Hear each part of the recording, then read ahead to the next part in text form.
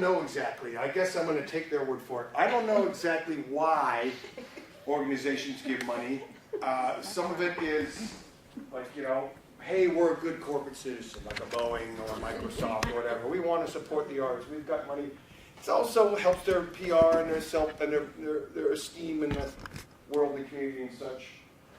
They believe in you. They want to support what you can bring to the world. Well, yeah, that is certainly the Guggenheim. That's what they say. It's like, you guys are these are not my words. You guys are the best of the best. The selection is intensely rigorous. We want to help you keep going. Work supports their vision, mission, sure. Visibility of their work. I don't know. I mean, sure. If you're innovative, let's say, there might be that sort of side, like to a Boeing grant or a Microsoft fellowship or a grant or funding. They have money in that. Deduction, yes. Cynical but true. I mean, hey, it's like charity. You get a certain amount of a write-off for the tax man, and it's a good way to, heck, to lower your tax liability. Give it to people who need it. Through an organization that you trust and have a good relationship with. There's a public exposure, recognition, association, arguing, other reasons. I don't. Pile to this. Most foundations, blah, blah, individuals, fiscal sponsorship. So this is something I don't really have much experience with.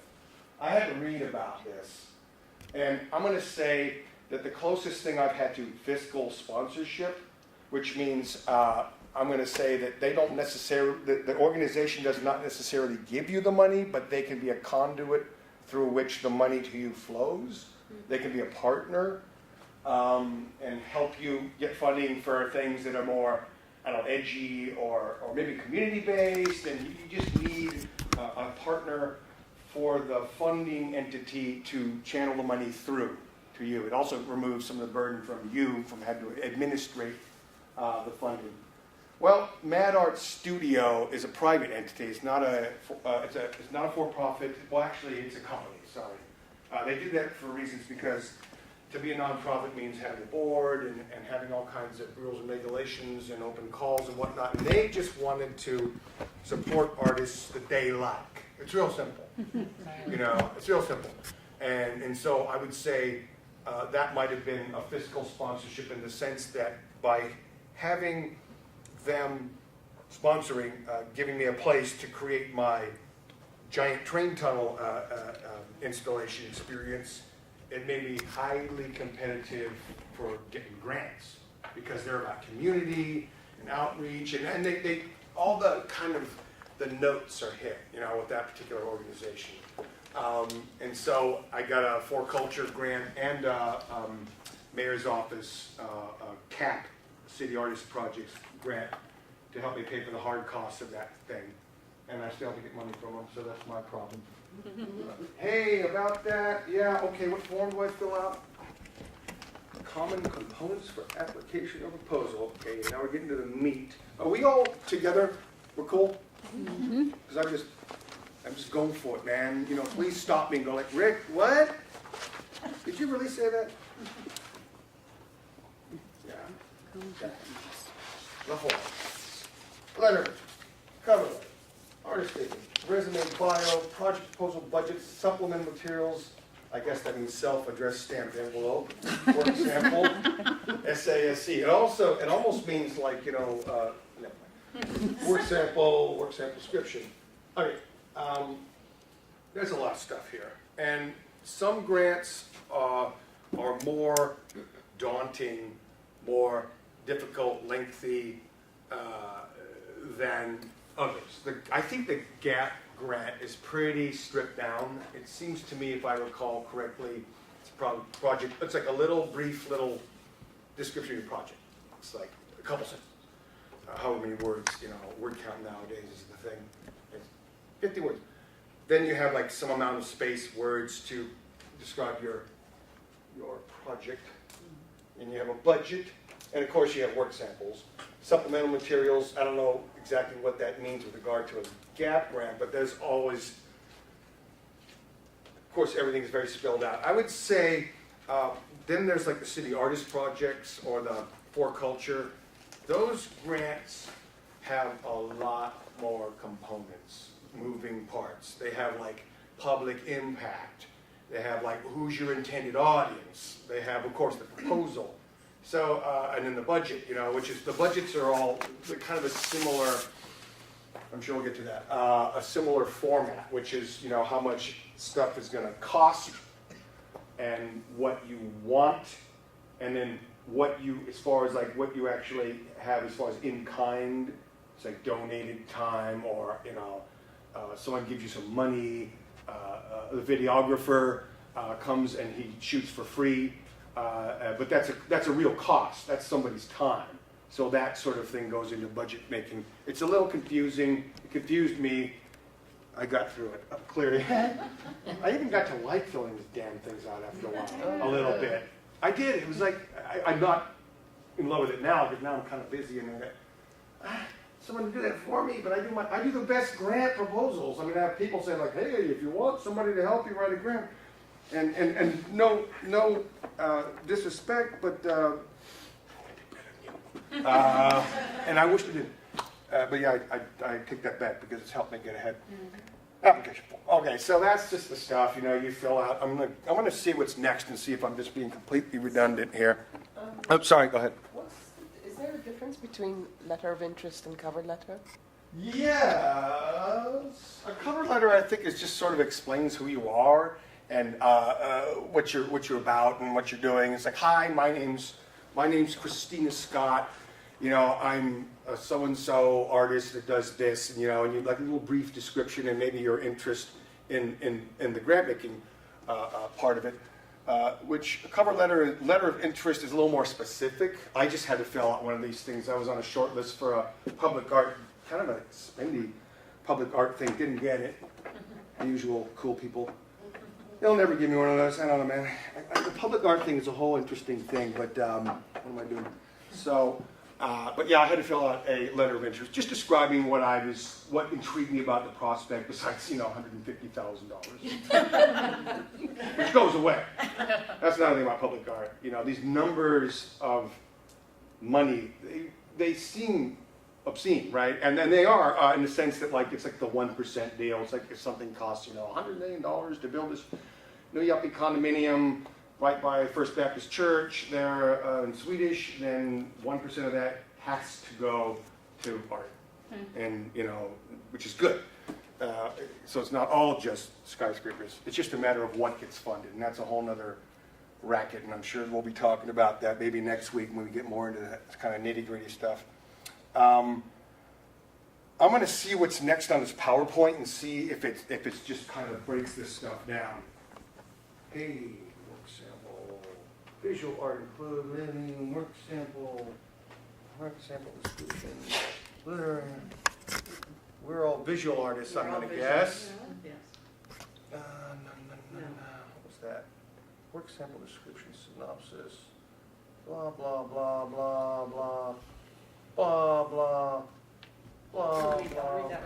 What's that? Wanna read this? Okay, Okay, good. just checking. Digital arts. Ah. Yeah, I'm just gonna, graphic novels. Interactive. Some used to call them comic books. Now they're graphic novels, Yeah. cool. Yeah. Because they have a nicer, shinier cover. Interactive installation and sculpture, that's what I do. I mean, my largest stuff. Environmental design, interesting. And that's a whole world, I mean, right there, like profession. That seems like one of those things on the grow, for sure. Green architecture, and design is very, very caught up anymore. It always has been, I guess. It's a matter of style with the look, the feel of an environment. Maybe more than ever before, as opposed to like a big block building. I mean, it covers you, but, you know, does it inspire, make you not feel like an ant? Sound art, immersive audio and video works, sure. That could even include the newer virtual reality stuff, which seems kind of cool. You know, those people going, wow, man. With the big, you know, like Matrix goggles on.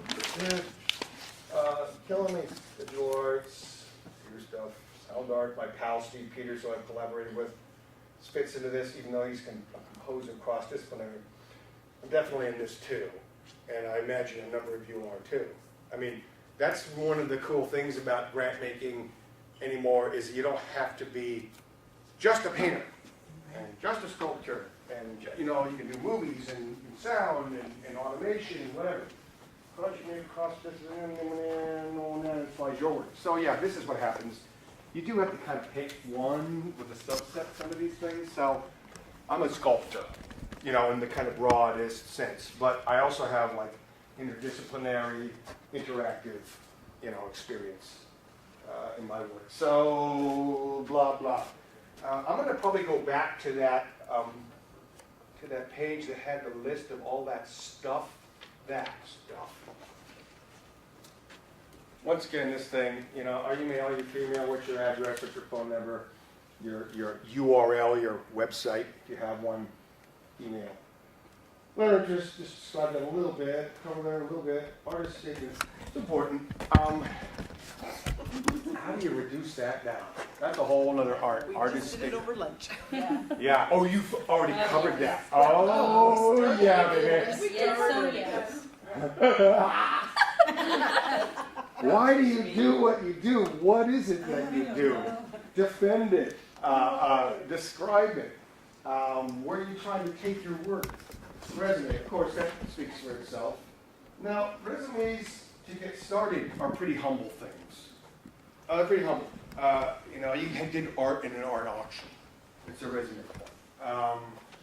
Gosh, you did work in a coffee house, you know, which are more prestigious than they used to be. Still a resume point. So you do initially anything you can to start showing a list of things you've done, because what it shows a jury, grant making people, is that you're serious. And it really helps, hey, life goes on, and this can't always be the case, but it helps if it doesn't have huge gaps in it. It's different if you're having a kid, or you're having a family, or you lose your job or something like that. But just to have an abstract piece of paper, people might wonder, how serious is this artist about their career that there's a 5-year gap? I mean, I had some gaps. My dad died, I had a big gap. I was like, about 3 years.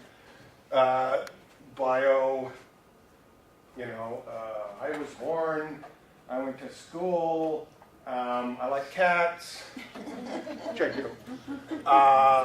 You know, I mean, what do you want to know more about a bio? I mean, simple little bio. That's mostly what they want to know is your schooling. Yes? Where do you address the gaps? What's that? Where do you address the gaps that you've had? Where do I Your address? art history, yeah, like, if you miss out on 5, 10 years or anything. Oh, well, I can only apply for a gap once every 5 years. Is that what you're talking about? No, If you have gaps in your art. Oh, gaps! Gaps in your career, like I was just talking. You know the thing you just said. I don't know what I just said. I don't have a rewind. Probably good. Probably good. How do you address the gaps? Well, in your bio, I would imagine you might be able to say, you know, I did this schooling, and then I raised a family, and then now I'm doing my art full-time or whatever. However, go ahead. You know, I told you the first day, and you may not remember, I have a 22-year gap in my resume. That's a good one. Okay? And that's a pretty big damn gap, all right? And I don't address them. It's nobody's business. Right. They don't care. It doesn't have anything to do with my work. See, that's the thing. Okay. Now, I said that an abstract piece of paper with gaps in it might be questioned, like, but you're right. Of course you're right. It really is the strength of your work. I guess what my belief is overall, just in the general sense about writing a grant, making a proposal, is you use every cotton-picking thing you can to make you more stand out, to buttress your proposal. You go over every period and comma. You polish that statement up and all the written stuff to a glittering diamond. And you use every opportunity that you can to push your proposal a bit farther than hopefully the competition. And then it is on the quality of your work, the length of your career, the resume, bullet points, you know, awards, collections. For years I didn't have collections because I was with dealers, and it wasn't that they didn't want to tell me, they just weren't very forthcoming. So I just didn't think about that. And I know that for years and years and years, I've been exhibiting artists since the 80s, since like 84, 5, something like that, you know. And people even before that would buy my work. So I didn't get hip to the collections thing until later, so that's kind of weak looking on my resume. But what I do have is this incredibly